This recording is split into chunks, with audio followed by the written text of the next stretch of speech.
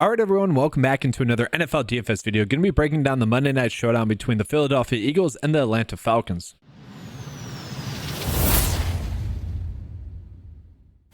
Now, I do want to get into a little bit of a game preview here for you guys because it is very interesting in terms of what we're looking at for the Eagles specifically. So they are still favored to win by 5.5 points. A little bit shocked by that. This seems kind of strange, honestly, given the fact that, well, A.J. Brown is going to be on this game. Also, the fact that Johnny Wilson, who is kind of their receiver number 3, he's going to be out as well, most likely. Yeah, that's kind of what I'm expecting. Did not practice on Saturday, questionable, not expecting him to play. And so if those two players sit for DFS purposes, that's going to open up a lot of value. And so instantly, the biggest question mark becomes with Devonta Smith. And what I mean by that is I was very encouraged by the amount of snaps that Smith had played in the slot last week, 54% out of the slot. That was really a Kellen Moore special. She's their offensive coordinator now.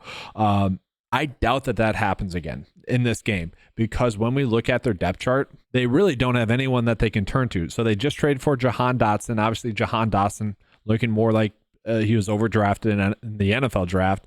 Britton Covey is a special teams guy who's a decent slot receiver. Jahan Dotson, more of a slot receiver. Johnny Wilson, more of a slot receiver. And that really just leaves like Paris Campbell to play on the outside, which probably will happen. Paris Campbell, it's rumored that he's going to get called up. And so my first question would be, does Devonta Smith on the outside? Now, I'd say yes, that probably is going to happen. Now, how much does that change Smith as an asset? Probably not much. I still think he gets a bump with A.J. Brown being out. We saw that last year when A.J. Brown was out or when Dallas Goedert was out. It was Devonta Smith was the player that got the biggest bump, but I also do expect Dallas Goedert to get a pretty significant bump as well. So I do think those are going to be the two that we want to prioritize the most. I will say, if Johnny Wilson is active in this game and we don't have to worry about him being limited at all, he is going to be one of the best values on the slate at 1K as a flex option. That's going to be great. If he is out, we are just going to be looking at Paris Campbell. I'm assuming that he's going to play. And again, I just think it makes logical sense for him to get work on the outside because they really don't have another option there. And at this price tag, he just needs to make one catch. That's really all we need out of him. And looking at guys, it's not like they can resort to a lot of 12 personnel because they are banged up at the tight end position as well. And so they are probably going to have to do more 11 personnel, which is 3 receivers for people that don't know and 1 tight end. So that's really going to lead to us really just targeting Devonta Smith. We're going to be happy to do that. Jahan Dotson's not really someone I'm intrigued in. Kind of a failed asset there in Washington. Weird trade for the Eagles, honestly, to make. But hopefully it works out for him. They're going to need him to step up this game. Dallas Goedert is someone that I don't mind in the captain spot in this game, just because I do think there's room for him to have a really strong upside type of game. Now, the Falcons were a good defense last week, but they weren't the best at guarding opposing tight ends. Nothing terrible. But Goddard had 5 targets in that game. If we can get him to, let's say, 6 targets, 7 targets, 5 receptions, we'll take that. And at this cheap price tag, I don't mind that. Saquon Barkley, I think he will be the focal point in this game. I think that's not really a hot take. I think everyone would say that as well. The question is, do we want to play him in the captain or do we want to play in the flex? Obviously, we want to play him in the captain, but if possible. At the same time, I could see Devonta Smith outscoring him in this game, so I probably am prioritizing Devonta Smith for him over him slightly. From there, maybe Eagles D, probably Jake Elliott. I like Jake Elliott. He's certainly going to be in play. And then Jalen Hurts, he's more of someone if we can fit into our builds, which we will be able to, we're going to do that. And so, there's a ton of players that are going to be in play for the for the Eagles because there's going to be value that's created here. So we probably are going to be focusing on them as plays. Now let's go ahead and jump into the Atlanta Falcons. Then I'll give you guys my first look build, both myself and then what the 95 NFL DFS lineup optimizer is spitting out to us. And so the good thing about the Atlanta Falcons is that they are going to be mostly healthy in this game. We don't have to worry about kind of situational stuff, which is great.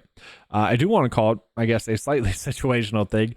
Drake London played a lot of snaps. That is awesome. John Robinson played a lot of snaps. Got a workload in that game. Kyle Pitts and also Darnell Mooney both played in over 90% of the snaps as well. So it's a very funneled offense in terms of who's going to be on the field and who's going to get a lot of snaps, which is good. Now, the one receiver that actually had the biggest game was Ray McCloud. 7 targets in that game, 4 receptions, 52 receiving yards. He had himself a massive game. Now, they only played about 50% of the snaps. What's strange about Ray McCloud, what you like about Ray McCloud, is the fact that he can get open He's one of those kind of smaller guys that can get open. At the same time, I saw Darnell Mooney open a bunch in that game as well, to the point where I was like confused. How did Mooney only have 3 targets? Like, he should have had some big chunk yardage plays, and that just did not happen. If Kirk Cousins is looking for that type of player, Mooney's going to be that option. Now, I've always wondered what, like, Mooney's one of those players that is open a ton, and it's just like poor quarterback play after poor quarterback play. He just gets missed. That did happen again last week, which was annoying. But there is some sort of effort issue for him, I think, on plays where he's not getting the football. Anyways, that's just a little tidbit I saw. I bring that up because I don't know, like, I don't think there's a massive difference between him and Drake London. Like, looking at the pricing, guys, I really don't think there should be a 2K pricing difference, especially on this slate.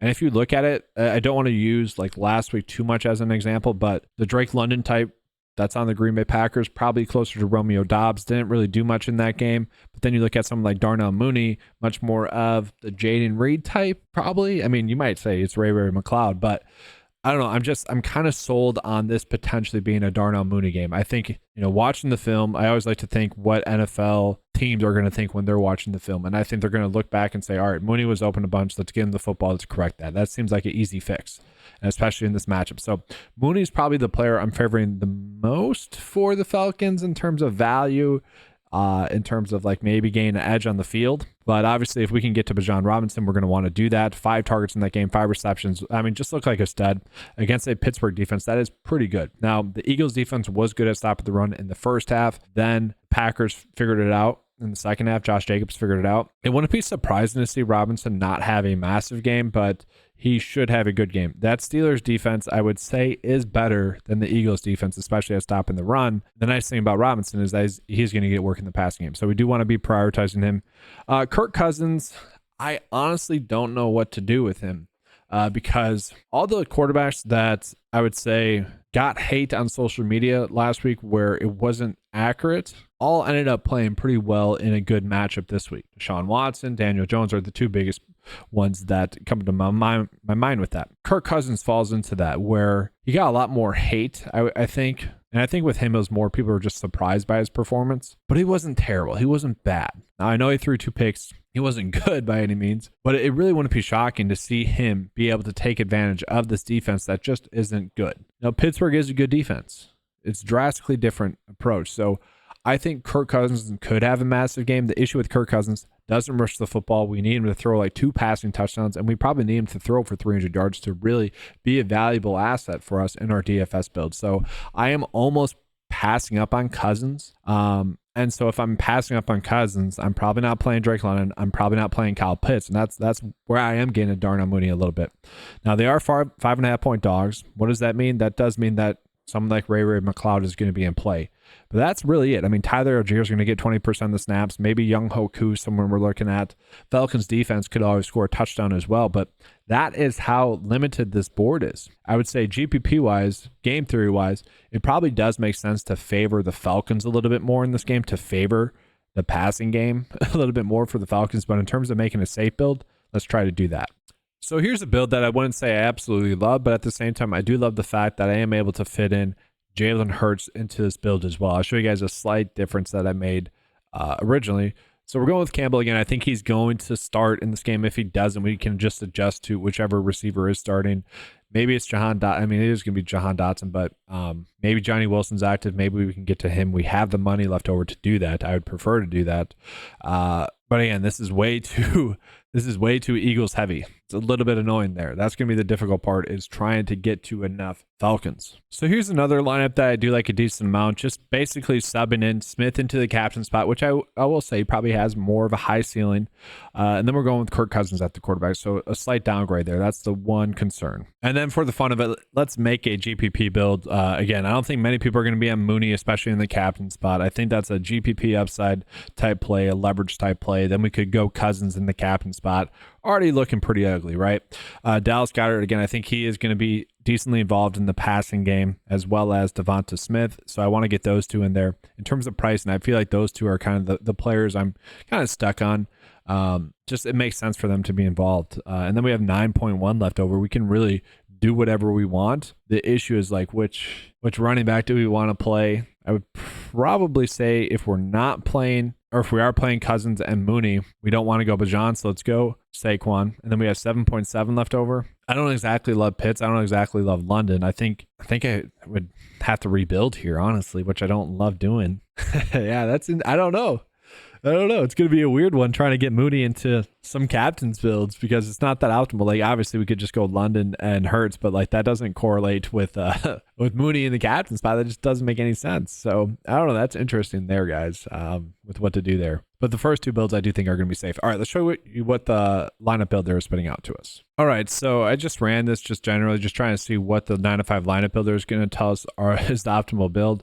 It is kind of telling us 2 kickers, and I don't hate this build. So Jalen Hurts, Bijan Robinson, Dallas Goedert, Jake Elliott, Kirk Cousins, Younghoe Koo. Not terrible.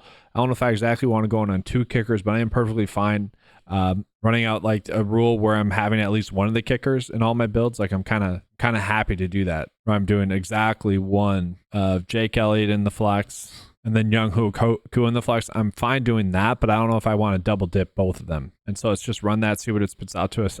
Hodge. No, we're not doing Hodge at 2K. We do Paris Campbell. So if Paris Campbell is active, it is kind of telling us to go that fair and balanced route, maybe with Jake Elliott instead of Dallas Goedert, which I could see that happening. But all right, decent build there. Obviously got some information to peel through with the Eagles, and we should have clarity for that by lineup block. But that's going to be all for this video, guys. I do want to remind you guys of the promo that's going on the website right now. Use the promo code KEEPCASHING to get 20% off your $10 membership, making an $8 membership for the first month.